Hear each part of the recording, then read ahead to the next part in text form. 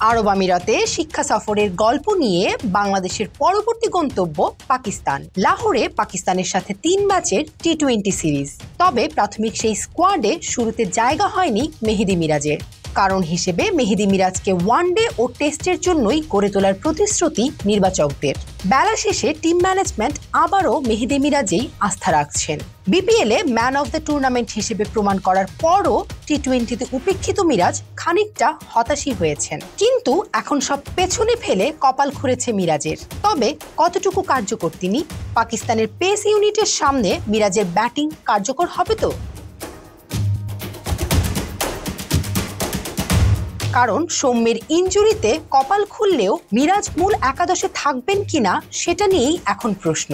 দলে একজন অলরাউন্ডারের ভূমিকা নেই বললেই চলে। সে জায়গায় লিটন কাকে বসিয়ে কাকে খেলাবে সেই মধুর সমস্যায় পড়বেন তিনি। আরব আমিরাতের সাথে এমন হারের পর পাকিস্তানে বাংলাদেশের পারফরমেন্স কেমন হয় সেটাই এখন দেখার অপেক্ষা।